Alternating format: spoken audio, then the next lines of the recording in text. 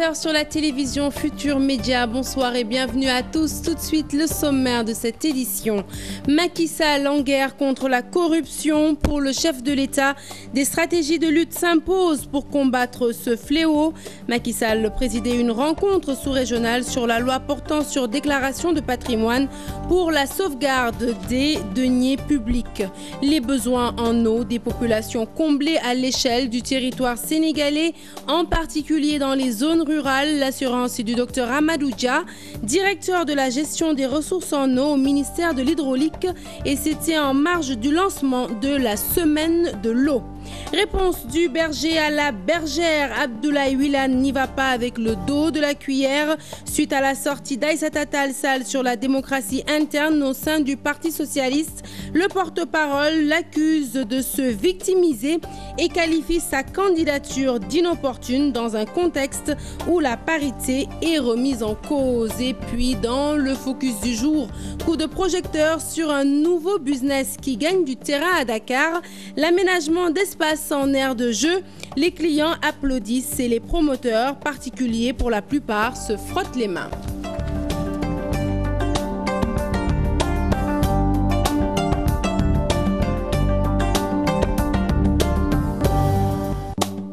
Bonsoir Léa. Bonsoir Sarah.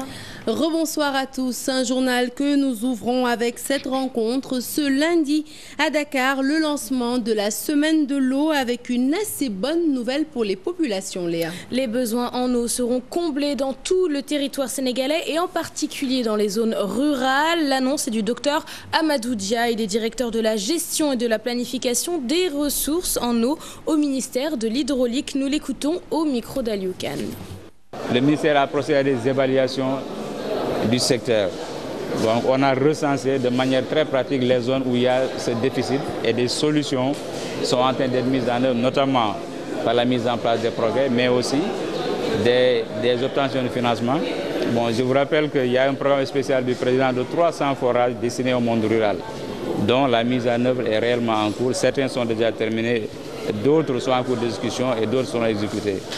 La corruption doit être battue dans le Sénégal et dans la sous-région. C'est la conviction du chef de l'État Macky Sall. Macky Sall qui présidait la cérémonie d'ouverture de la conférence régionale sur la déclaration de patrimoine pour l'Afrique de l'Ouest et du Centre. Le chef de l'État que je vous propose d'écouter au micro d'Aliou Kane et Thierno Laurent Mendy. Et j'avais dit, avant de lancer l'OFNAC, à mes partisans, on a parlé de la CREI, c'était la gestion certes antérieure, mais l'OFNAC c'est nous. Parce qu'il s'agit de ceux qui gèrent aujourd'hui, qui doivent faire les déclarations. Il faut que l'OFNAC dispose de toutes les ressources pour pouvoir faire ces moyens d'investigation, d'où, Madame la Présidente, un système d'information adéquat. Et c'est là où les partenaires, je plaide pour la première fois, je fais un plaidoyer en faveur de l'OFNAC, pour qu'on puisse les doter, en plus de la dotation de l'État, de moyens d'investigation leur permettant de faire convenablement leur travail. Le président de la République qui a par ailleurs ajouté que les stratégies de lutte s'imposent pour combattre ce fléau qu'est la corruption. Cette rencontre sous-régionale a servi de cadre à 16 pays africains pour échanger sur la loi portant sur la déclaration de patrimoine pour la sauvegarde des deniers publics. Elle était organisée par l'Office des Nations Unies contre la drogue et le crime en partenariat avec l'Office national pour la lutte contre la fraude et la corruption. Aliou Kane, Thierno Laurent Mendy. La lutte contre la corruption s'avère difficile, d'où la nécessité d'ériger des garde-fous pour déjouer les pièges des obstacles de l'arnaque. La corruption ruine nos efforts de développement et fragilise nos institutions démocratiques. Il est donc impératif que des garde-fous soient érigés, que l'exercice du pouvoir public soit accompagné par la mise en place de règles de transparence et de codes de conduite auxquels les agents publics devront se soumettre. La loi sur la déclaration de patrimoine est votée par l'Assemblée nationale du Sénégal. Cependant, ce n'est qu'au sortir des échanges que le gouvernement du Sénégal compte décliner le format de son application. Justement, le Sénégal a choisi d'attendre la fin de vos assises pour prendre le décret d'application, définir le format de la déclaration et savoir qu'est-ce qu'il faut déclarer, qu'est-ce qu'il ne faut pas déclarer, qui sont les personnes concernées autour du responsable assujetti. Est-ce que les membres de la famille sont concernés ou pas? C'est des questions de fond. L'OFNAC, co-organisateur de cette rencontre, se réjouit de l'engagement du président Macky Sall à veiller sur la transparence dans la gestion des deniers publics. Je vous exprime une nouvelle fois toute ma gratitude pour nous avoir fait l'honneur de rehausser de votre présence cette cérémonie, témoignant ainsi de votre attachement à la transparence et à la gestion vertueuse des affaires publiques. L'objectif de cette rencontre est aussi de mettre la loi sur la déclaration de patrimoine en phase avec les réalités sociopolitiques des États qui l'ont adoptée. Par ailleurs, les participants ont précisé que moins de 5 pays appliquent les sanctions prévues pour les déviances en matière de déclaration de patrimoine. Dans un contexte où la parité est remise en cause, l'idéal ne serait pas pour le Parti socialiste d'élire une femme à sa tête. C'est la réponse sèche d'Abdoulaye Wilane à la mairesse de Podor, Aïssata Tall Sall, suite à sa lettre sur la démocratie interne du parti. Abdoulaye Wilane, porte-parole du PS, fustige la démarche de sa camarade de parti qui l'accuse de victimisation. Ibrahima Kamara et Youssou Baro. Le bureau politique du Parti socialiste secoué par une querelle intestine. Aïssata Tall Sall qui remet en cause la démocratie de ce parti au moment des renouvellements des instances de base. Tout ce qui relève de dévolution du pouvoir, d'élection, est fait en amont, d'amont en aval, à un autre niveau. Les sections, coordination, union départementale et régionale sont renouvelées. Selon son frère de parti, sa base n'est pas renouvelée et le contexte actuel ne s'y est pas. Si elle avait du respect pour une gestion et un processus de dévolution démocratique des responsabilités, elle allait commencer d'abord par sa coordination. Parce que charité bien ordonnée commence par soi-même. On peut dire que le processus de promotion de nouveaux droits et des responsabilités accordées aux femmes dans le cadre d'une discrimination positive est un processus délicat. C'est vrai, les lois ne valent qu'en fonction de leur appréciation, de leur implémentation par les populations ou les citoyens, au nom, pour le compte et par lesquels on les applique. Les instances favorables à Ousmane Tanor Dieng et le maire de Podor se victimisent, nous dit Abdoulaye Wilane. Il y a beaucoup de contre-vérités et de création de l'esprit, de son esprit. J'ai même l'impression qu'elle ne s'adresse pas aux Sénégalais, encore moins aux militants du Parti socialiste, qu'elle s'adresse à elle-même. La démocratie n'a jamais cessé dans le parti de Senghor, nous dit son porte-parole. L'essentiel pour lui, c'est de regrouper toutes les forces vives du Parti socialiste.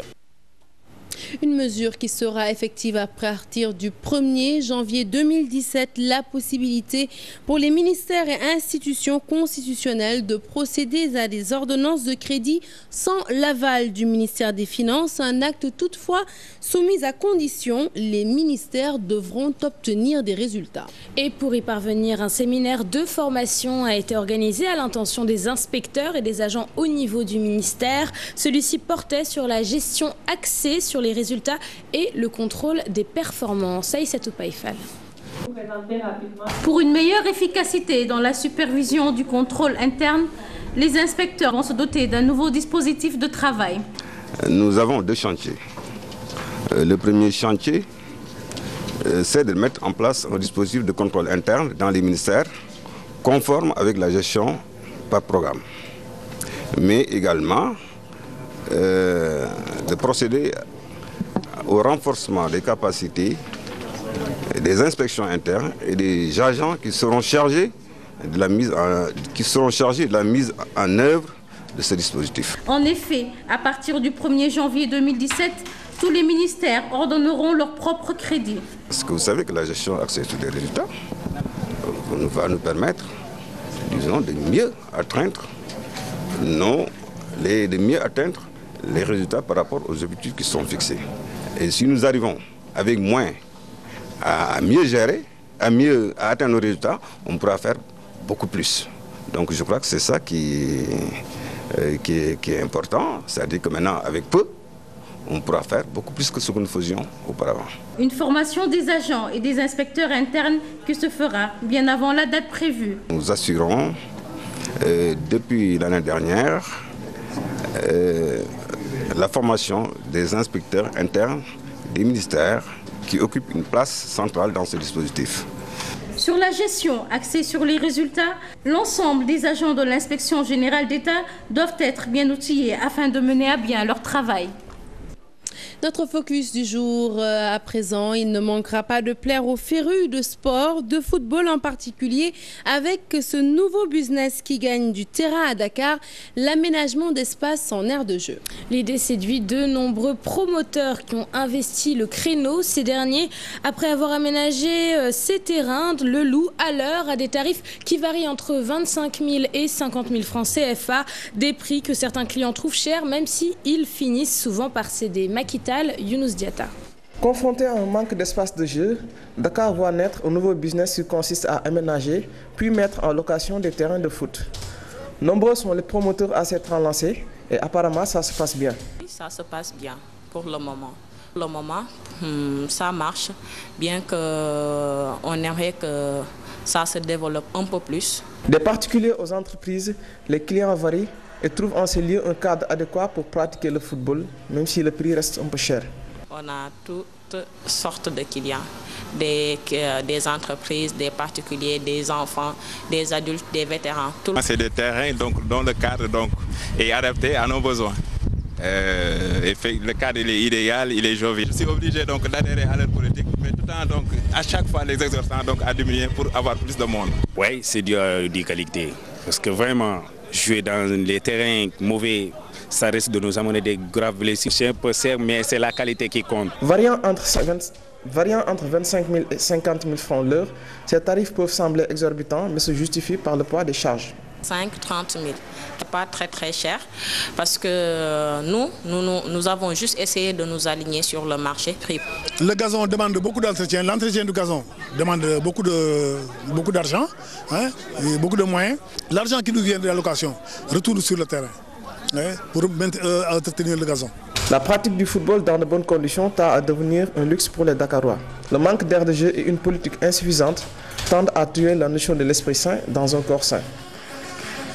Zoom à présent sur les petits camps, ces terrains de fortune aménagés pour jouer au football dans les quartiers. Jouer au petit camp, une pratique ancienne qui a toujours la cote. À la Médina, enfants et adultes envahissent les ruelles chaque soir pour jouer, faire du sport et surtout se faire plaisir en même temps. Fatih et Mardien.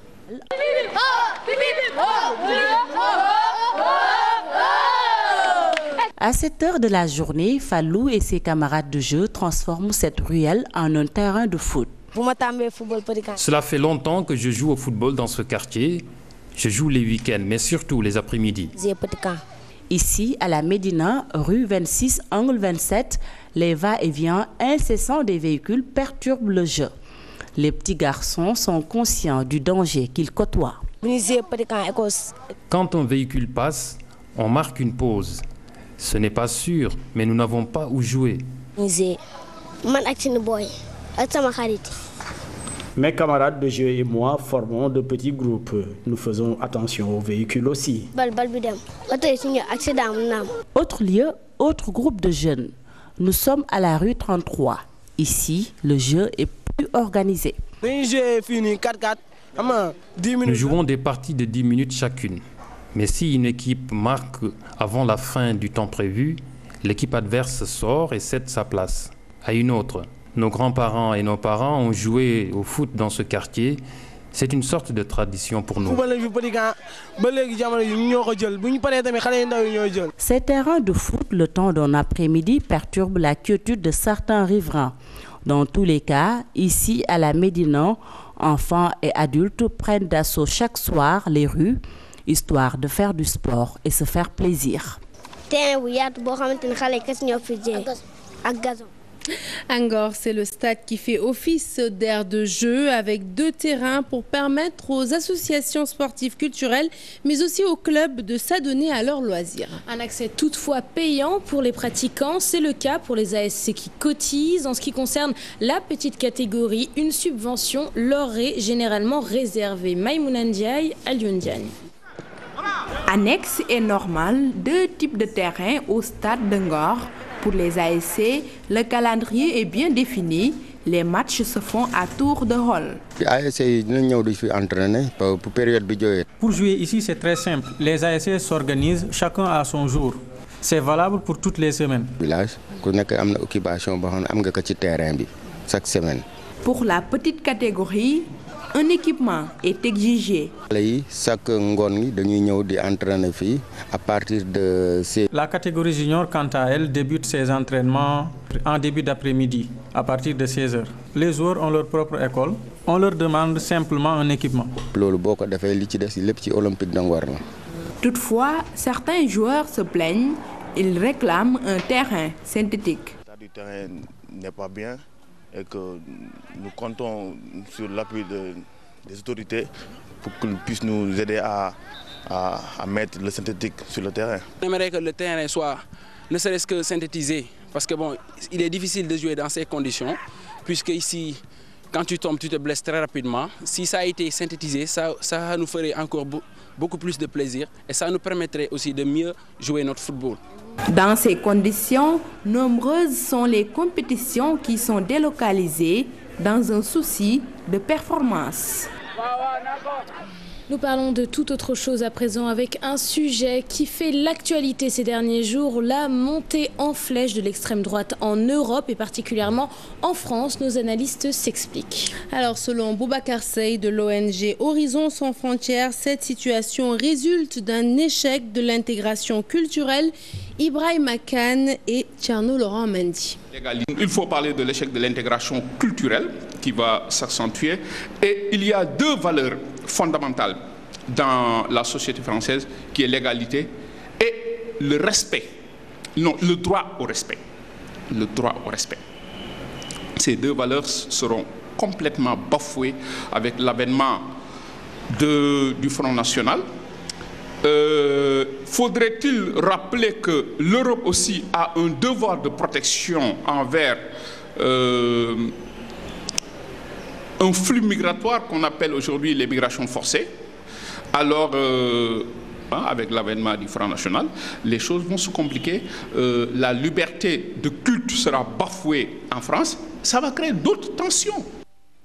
Et toujours à propos de cette montée en flèche de l'extrême droite en Europe et particulièrement en France, l'analyste politique Yorodia s'explique. Nous l'écoutons toujours au micro d'Ibrahima Kane et Tcherno Laurent Mendy. Impact parce que la peur de l'immigration a été depuis le début la rente pour le Front National, de Jean-Marie Le Pen à Marine Le Pen. L'instrumentalisation de la peur de l'immigration a toujours été une rente. Parce que quand il y a un problème d'insécurité, le FN fait l'amalgame en disant que ce sont les immigrés, les Maghrébins, les Africains qui sont à l'origine de l'insécurité. Quand il y a un problème identitaire, les gens disent que oui, nous sommes victimes d'une invasion musulmane. C'est qui les musulmans en France? C'est un peu les immigrés, Maghrébins. Donc on peut dire depuis sa création, et puis on peut ajouter par exemple, il y avait un fameux slogan de Le Pen à ses débuts, 3 millions de chômeurs en France, 3 millions d'immigrés. Donc les immigrés ont toujours été une rente et une sorte de bouc émissaire pour le Front National. Jean-Marie Le Pen heurte. Les Français avaient des problèmes de conscience pour voter pour un antisémite, un raciste ouvert. Mais maintenant, ce qui se passe, c'est que la fille a changé l'emballage. La fille a rendu le FN normal. Ça veut dire que l'emballage a changé, mais le discours reste le même. C'est un discours raciste, anti-immigré. C'est un discours pour la France fermée. D'ailleurs, c'est ça qui explique la montée en puissance du Front National. L'actualité hors de chez nous à présent avec le Malawi, toujours dans l'attente des résultats de la présidentielle contestée en Sierra Leone. C'est le virus Ebola qui a fait 4 nouvelles victimes. Un tour d'horizon signé Maïmouna Ndiaye. Encore 4 victimes en Sierra Leone. Le virus Ebola continue ainsi de faire des ravages. La maladie est apparue dans les villages de la zone Kwendu. Les populations s'inquiètent, le gouvernement rassure.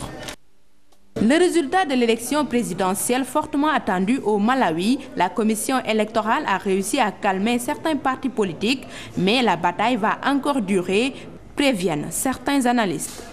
Narendra Modi investit ce lundi Premier ministre de l'Inde. 10 jours après sa victoire, le dirigeant nationaliste hindou a juré de se conformer à la Constitution.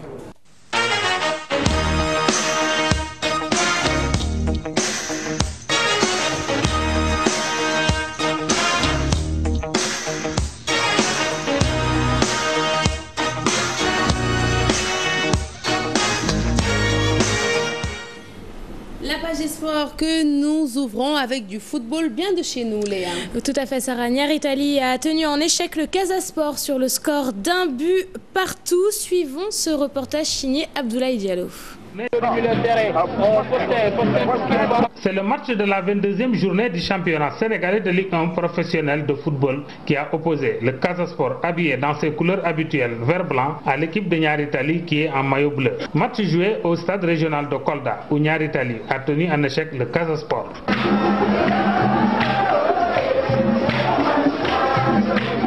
Première mi-temps dominée par le Casasport, mais il a fallu attendre la 41e minute pour voir Bakary Dafé ouvrir le score pour le Casasport.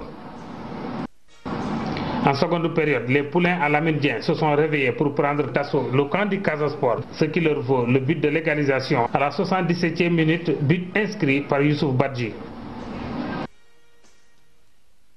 Demara Matangay, coach du Casasport, livre ses impressions après les 90 minutes de la rencontre. Mais je vous avais dit qu'il nous restait 6 points pour sauver notre saison. Si on gagnait aujourd'hui, il allait nous rester un seul point. Maintenant, rebelote. On a 2 matchs à domicile. On gagne 1, même si on perd les 4 matchs qui restent, on restera en première division. Toutes les équipes qui n'ont pas 34 points ne sont pas sauvées de la relégation.